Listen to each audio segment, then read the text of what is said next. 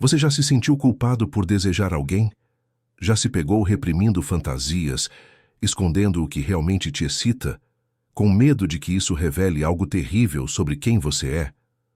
Você olha para seus próprios desejos sexuais como se fossem evidências de uma falha moral, de uma fraqueza de caráter, de algo que precisa ser controlado, domado, corrigido.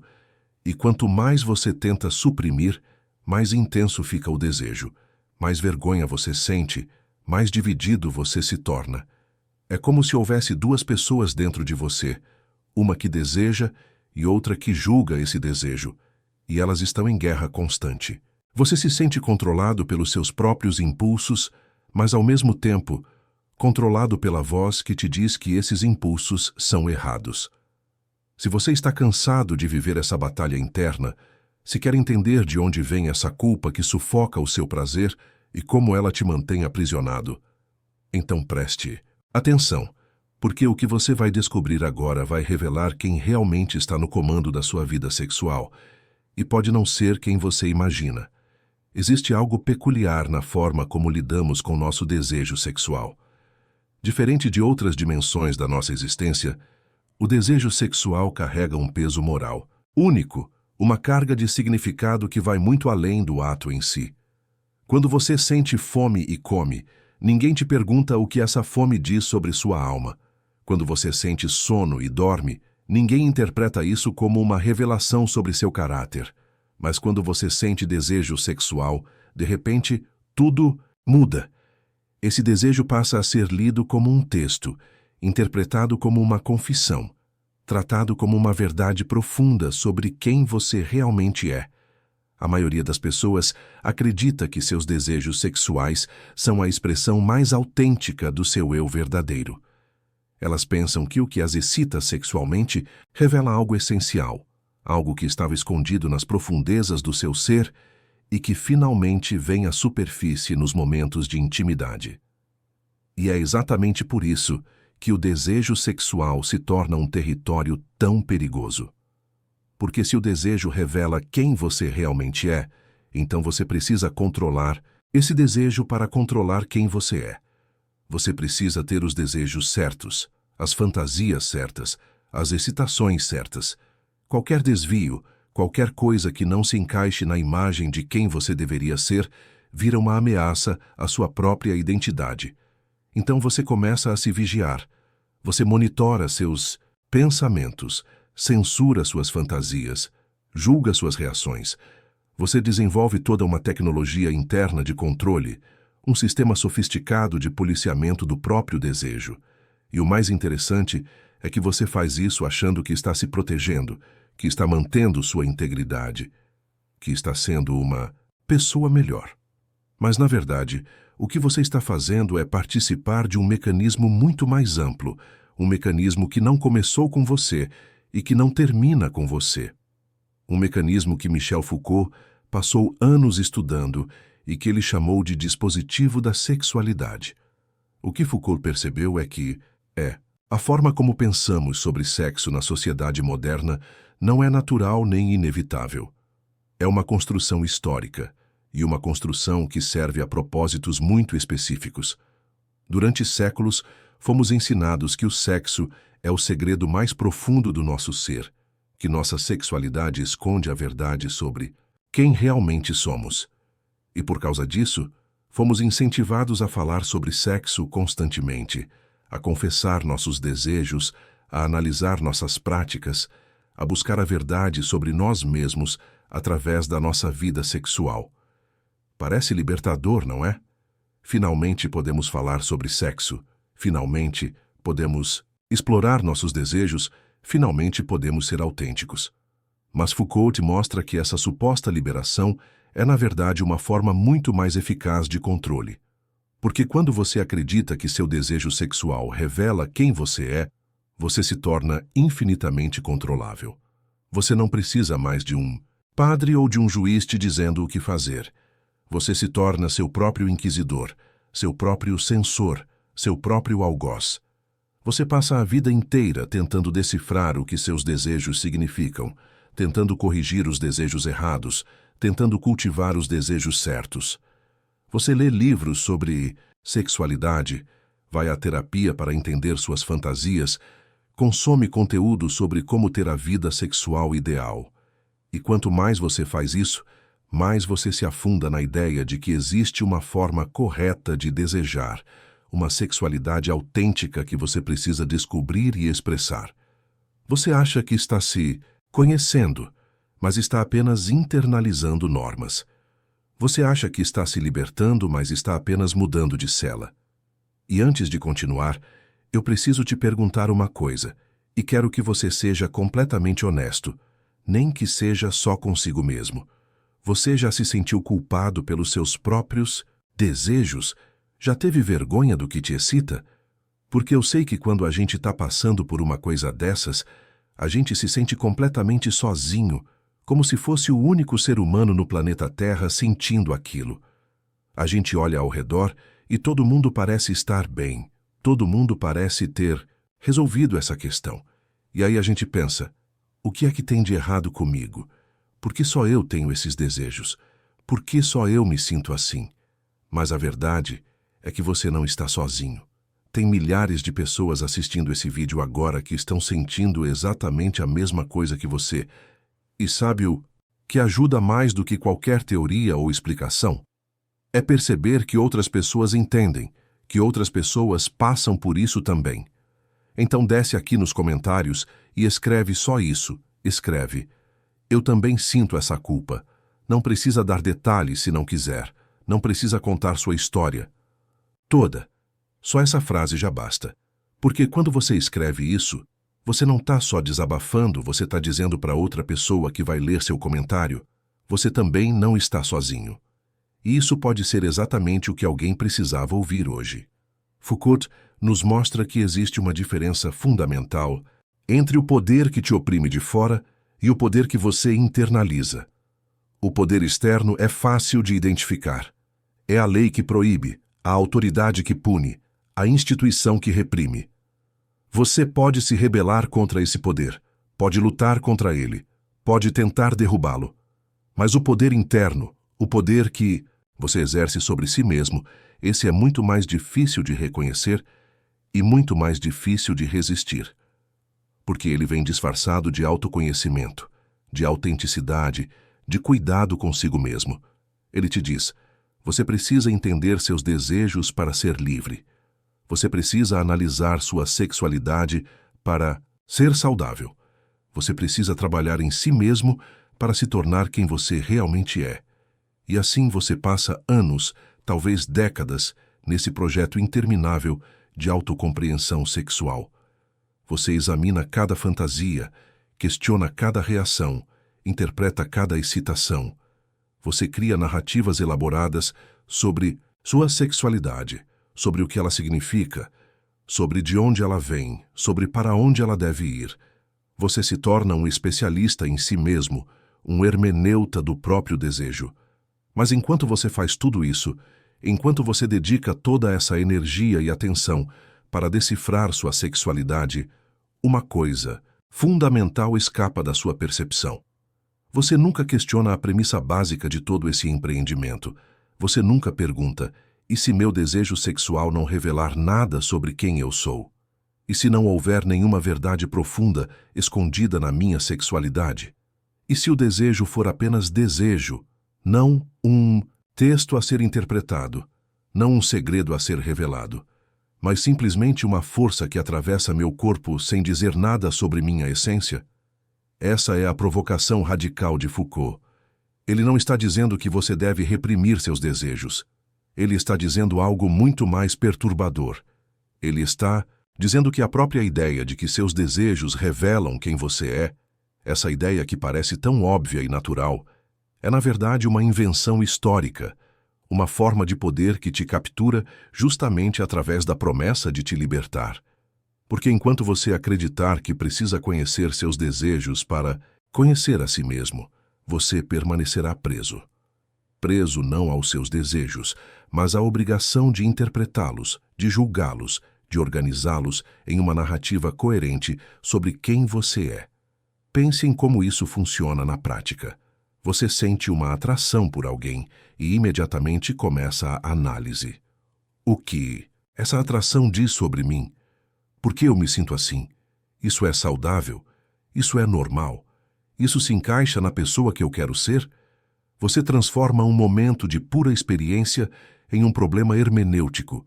Você convoca todo um aparato de interpretação, todo um vocabulário psicológico, todo um conjunto de normas sobre o que é aceitável e o que não é. E nesse processo, o próprio desejo se torna secundário. O que importa não é o que você sente, mas o que esse sentimento significa, o que ele revela, o que ele diz sobre sua identidade. E aqui está a armadilha mais sutil. Quanto mais você se dedica a entender seus desejos, mais você acredita que está se aproximando de sua verdadeira natureza. Você acha que está se libertando das imposições sociais, que está finalmente descobrindo quem você realmente é por baixo de todas as máscaras e performances. Mas Foucault mostra que essa busca pela verdade sexual é ela mesma uma imposição social, talvez a mais poderosa de todas, porque ela te convence de que o poder está fora de você, nas instituições repressoras, nas normas conservadoras, nos preconceitos sociais. E enquanto você luta contra esses inimigos externos, você não percebe que já internalizou o mecanismo mais fundamental de controle, que é a crença de que você tem uma sexualidade verdadeira que precisa ser descoberta e expressa. Imagine um homem que durante anos reprimiu sua atração por outros homens. Ele se casou, teve filhos, viveu a vida que se esperava dele. Mas o desejo sempre esteve lá escondido, negado, causando uma dor constante, até que um dia ele não aguenta mais. Ele decide se assumir, sair do armário, finalmente ser autêntico. Ele termina o casamento, perde amigos, enfrenta o preconceito da família. É uma jornada difícil, mas ele sente que finalmente está sendo verdadeiro consigo mesmo, que finalmente está vivendo sua sexualidade real. E todo mundo aplaude essa coragem, essa autenticidade, essa libertação. Mas Foucault faria uma pergunta diferente. Ele perguntaria: por que você acredita que sua atração por homens é mais verdadeira do que sua vida anterior? Por que você transformou seu desejo em sua identidade? Por que você assumiu que sua sexualidade define quem você é de uma forma fundamental? Não é que ele esteja dizendo que o homem deveria ter ficado no armário. É que ele está questionando toda a estrutura que faz com que a sexualidade se torne o centro da identidade pessoal. Por que seu desejo sexual precisa dizer alguma coisa sobre sua essência? Por que você não pode simplesmente desejar, sem transformar esse desejo em uma declaração sobre quem você é? Essa é uma das ideias mais difíceis de Foucault para as pessoas aceitarem. Porque na nossa cultura, a autenticidade sexual se tornou quase um valor supremo. Ser verdadeiro com seus desejos, expressar sua sexualidade livremente, não se esconder, não se reprimir, isso tudo parece obviamente bom, obviamente libertador. E Foucault não está necessariamente contra isso, mas ele está nos alertando para o fato de que essa liberação pode ser apenas uma nova forma de captura, que ao invés de você ser controlado por normas externas que te dizem o que não fazer, você passa a ser controlado por normas internas que te dizem o que você deve ser. E essas normas internas são muito mais difíceis de questionar, porque elas vêm disfarçadas de autoconhecimento e autenticidade. Pense em toda a indústria que se construiu em torno da sexualidade, terapeutas que te ajudam a entender seus desejos, livros que te ensinam a descobrir sua sexualidade verdadeira, aplicativos que prometem te conectar com pessoas que compartilham suas preferências específicas, comunidades inteiras, organizadas em torno de identidades sexuais.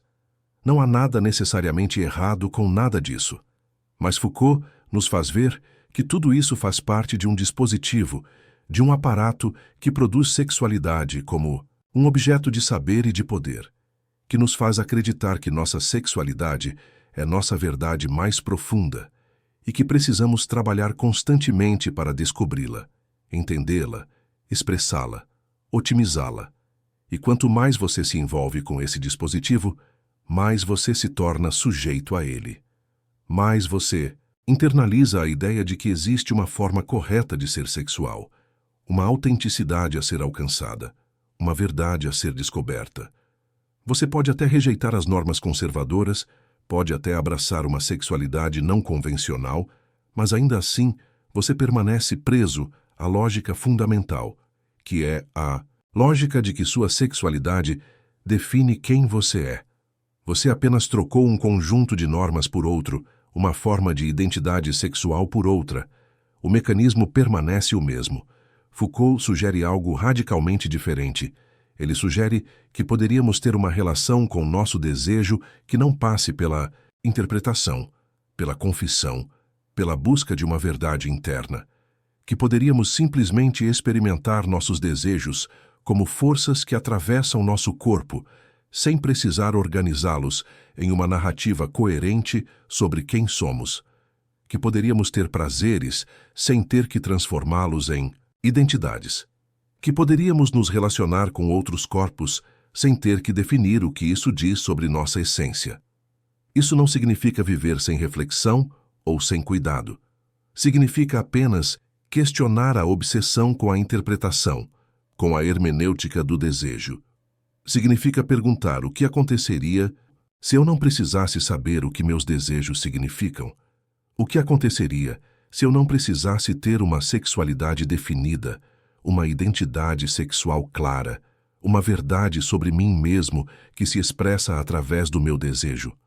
O que aconteceria se o desejo pudesse ser apenas desejo, uma experiência, um acontecimento, sem precisar revelar nada sobre quem eu sou profundamente? Tem uma mulher que conheço, vou chamá-la de Ana, que passou a maior parte da vida adulta se identificando como heterossexual. Ela teve relacionamentos longos com homens, se casou, teve filhos.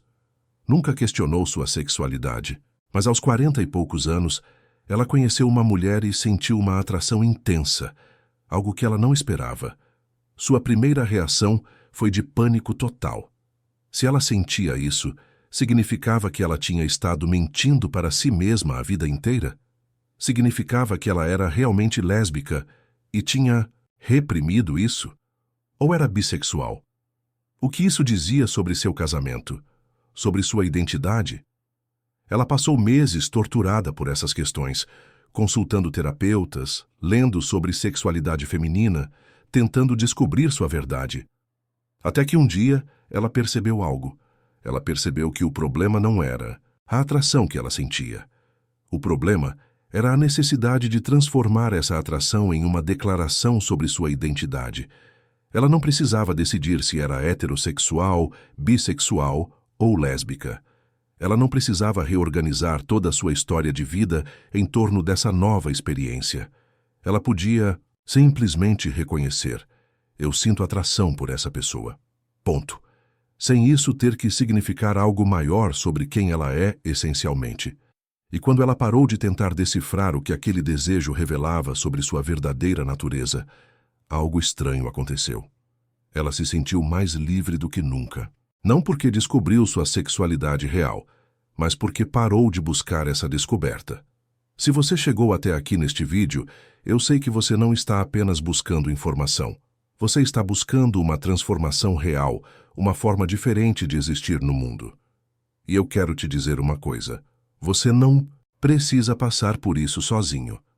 Este canal existe exatamente para pessoas como você, pessoas que estão cansadas das respostas superficiais, que querem ir mais fundo, que têm coragem de questionar tudo o que aprenderam sobre si mesmas. Toda semana eu trago reflexões como essa, explorando os cantos mais profundos da experiência humana, através da filosofia e da espiritualidade. Se você quer continuar essa jornada de autoconhecimento, se inscreve no canal e ativa o sininho, não porque eu preciso de números, mas porque você merece ter um espaço onde pode pensar diferente, sentir diferente, ser diferente.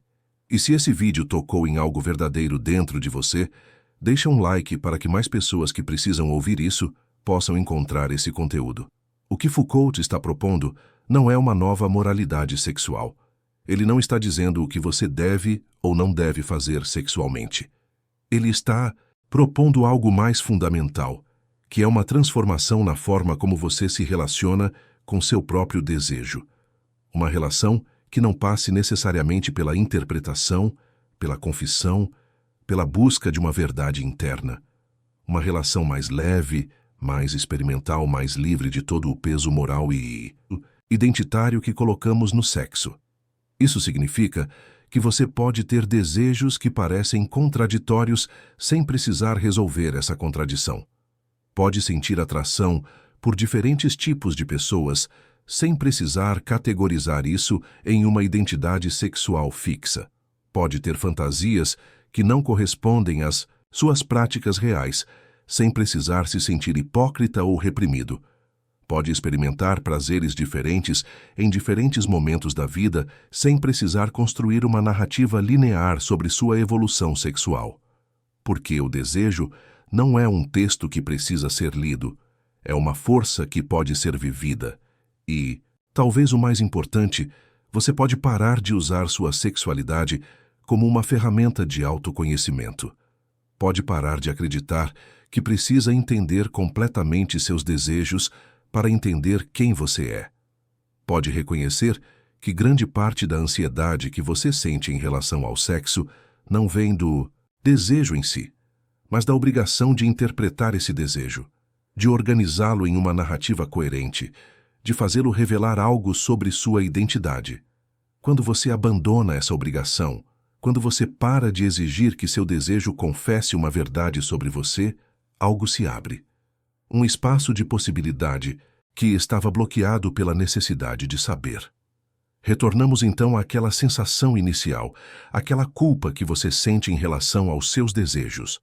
Agora, você pode ver que essa culpa não é simplesmente sobre querer algo proibido. É sobre ter internalizado a ideia de que seu desejo revela quem você é. E que, portanto, você precisa ter os desejos certos para ser a pessoa certa. A culpa é o sintoma de um mecanismo de poder que te capturou através da promessa de te libertar. Você acha que se conhecer completamente seus desejos, se expressá-los plenamente, você será finalmente livre. Mas Foucault sugere que a verdadeira liberdade pode estar em não precisar fazer do desejo um problema de identidade. Isso não significa abandonar o prazer. Significa abandonar a hermenêutica do prazer, a necessidade constante de interpretar o que ele significa. Significa poder desejar sem ter que transformar esse desejo em uma declaração sobre sua essência. Significa poder experimentar o sexo como uma prática, como um acontecimento, como uma relação entre corpos, sem ter que elevá-lo ao status de revelação da sua verdade mais profunda. E talvez, paradoxalmente, seja exatamente quando você para de procurar sua verdade no sexo que você começa a experimentar uma liberdade real na sua vida sexual. Então, o que seu desejo sexual revela sobre quem realmente controla você?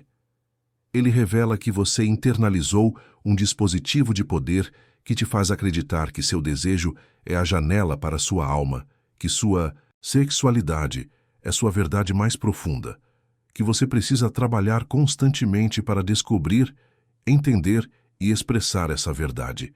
E quem te controla não é uma autoridade externa, não é uma instituição repressora. É esse mecanismo que você carrega dentro de si, esse aparato de autovigilância e autointerpretação que nunca descansa, que está sempre te exigindo que você decifre o que seus desejos significam, que você organize sua sexualidade em uma identidade coerente, que você confesse suas verdades mais íntimas. Mas existe outra possibilidade, a possibilidade de você simplesmente ser atravessado por desejos sem precisar torná-los o centro da sua identidade. A possibilidade de você experimentar prazeres sem transformá-los em declarações sobre quem você é. A possibilidade de você se relacionar com seu corpo e com outros corpos de formas que não precisam ser categorizadas, analisadas, interpretadas até a exaustão. A possibilidade de você perceber que não há nenhuma verdade profunda escondida no seu desejo e que essa ausência de verdade não é uma perda, mas uma libertação. Porque quando você não precisa mais que seu desejo revele quem você é, você finalmente pode simplesmente desejar. E nesse desejo livre de interpretação, livre de identidade, livre de verdade, talvez você encontre algo mais genuíno do que qualquer autenticidade sexual que você tenha buscado antes. Não uma verdade sobre si mesmo, mas uma prática de liberdade. Não um eu essencial a ser descoberto, mas uma multiplicidade de possibilidades a serem vividas.